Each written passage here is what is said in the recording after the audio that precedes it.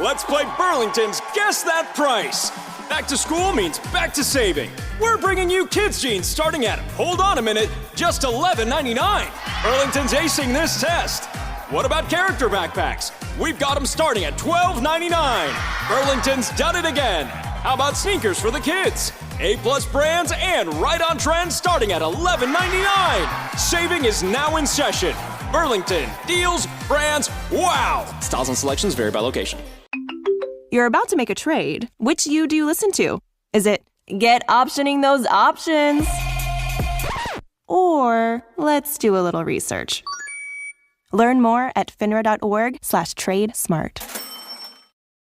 This is Optimal Finance Daily, How to Pay Off Student Loans Fast on Your Path to FIRE, Part 1, by Scott Rieckens of playingwithfire.co. Student loan debt shouldn't keep you from pursuing your financial independence dreams. There's a lot that you can do to ensure you're getting yourself out of debt as quickly as possible and paying off those student loans fast. Whether you have lingering student loan debt or you're considering heading back to school and using loans to finance your education, this debt is likely to be an obstacle that stands in the path between you and financial independence. How do student loans work? Before we get to the tactics to help you dig yourself out of debt faster, it's important to understand exactly how student loans work. With a student loan, you're borrowing money from the federal government or a private lender to pay for your education. You'll pay back the money you borrowed plus any interest. This interest is what can get confusing for people and what can get people deeper into debt than they realize. Student loans should only be used to pay for qualified educational expenses like tuition and fees, housing, and books, not for non-essential items like clothes and travel. Since you have to repay the amount that you borrow and you don't want to be in debt for long, the less you borrow, the better. Scholarships and grants are completely different from student loans. While loans need to be repaid, scholarships and grants don't. There are 3 things that you need to pay attention to on your loan, which will impact how much your education will cost you. Loan principal, interest rate, and repayment term. Number 1, loan principal. This is how much you borrow to pay for your education. So if you borrow $10,000 to pay for school, your loan principal is $10,000. Number 2, interest rate. Lenders make money by charging you interest on the loan. The interest rate is the percentage that they're charging you, and this interest rate can either be fixed, like one interest rate for the entire loan term, or variable, meaning the interest rate fluctuates. And number 3, repayment term. This is the length of time you have to repay your loan. Federal loans come with a standard 10-year repayment term, though you can extend it if you need to. Private loans come with varying repayment terms. How your repayment term affects your total cost. These details are really important to help you understand just how much that loan is going to cost you. Let's say you borrowed $10,000 and you plan to repay it with a 10-year repayment term and a 6% interest rate. Your monthly payment would be $111 per month, and at the end of repaying your loan, you'd have paid $3,322 in interest. That $10,000 actually costs you a total of $13,322.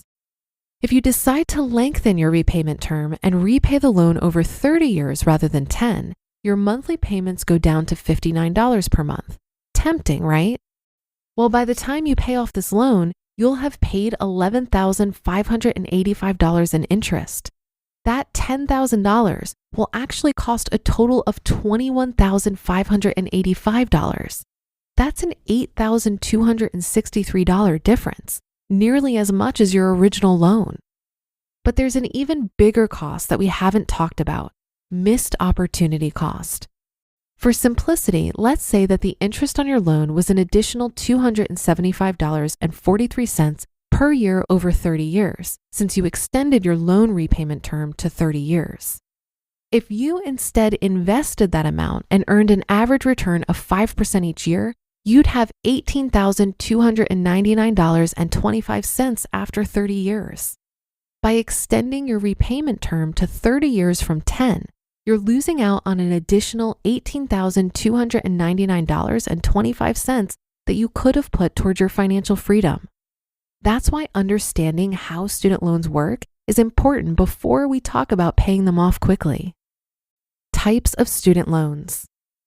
When it comes to student loans, there are two types of loans you can use: federal student loans or private student loans.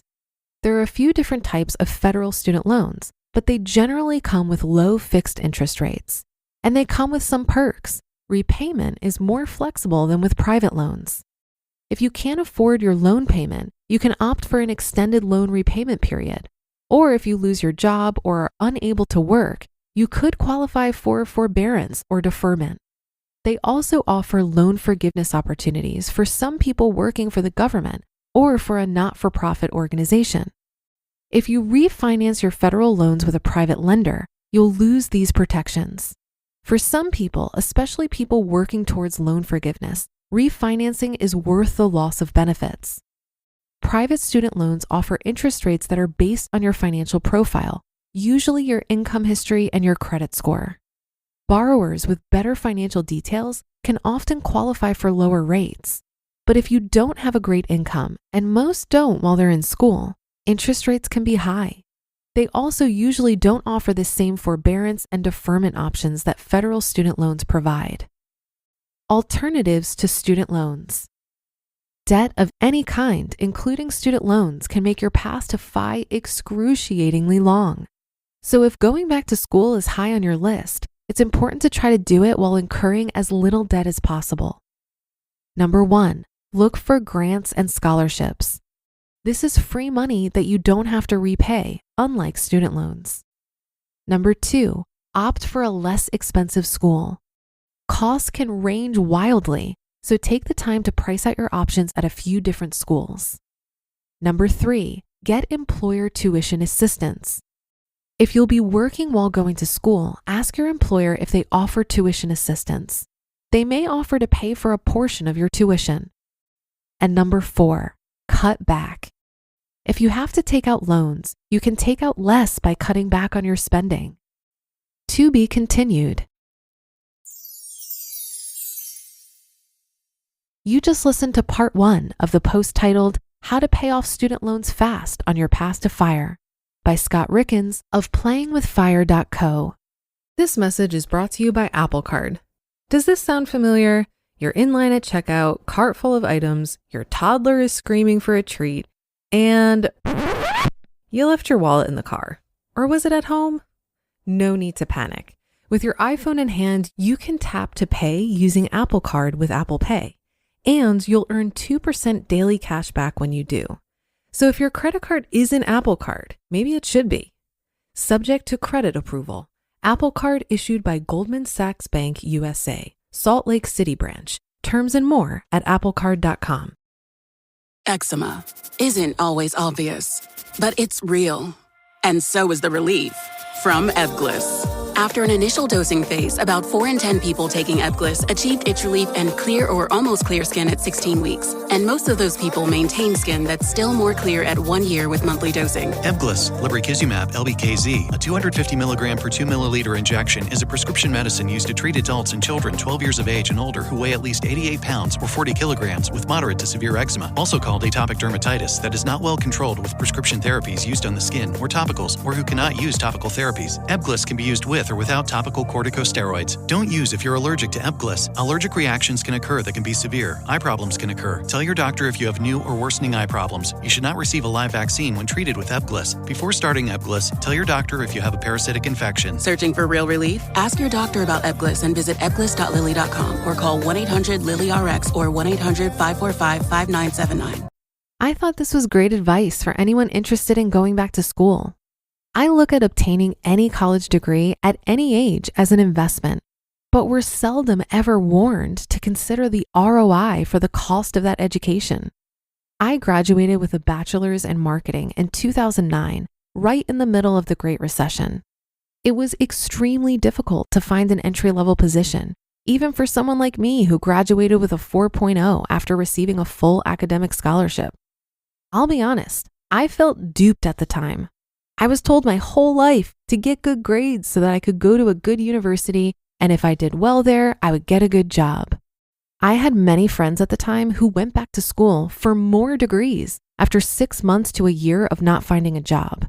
I am so thankful that I didn't do that, and I stuck it out for the 9 months it took to land a job. From my corporate career, I learned that work experience and tangible accomplishments with an employer went further in my line of work than advanced degrees. And I think these days, most of us recognize that a college education isn't the golden ticket it once was thought to be. So even before you dig into how to pay for college as an adult, it would serve you well to really consider the return on investment and if there are other ways to get the career progression you're looking for.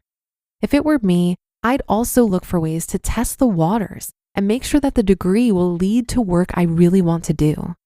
I'd try to find free courses and resources to make sure the subject matter holds my interest, and I'd set up exploratory interviews with people in the position I think I want. One survey from F.I.R.E. found that over 40% of graduates don't even use their degrees, mostly because they weren't able to find a job in their area of study. So this is certainly worth careful deliberation. Well, that should do it for today. Have a happy rest of your day, and I'll see you on the Friday show tomorrow, where we'll finish up this post and where your optimal life awaits.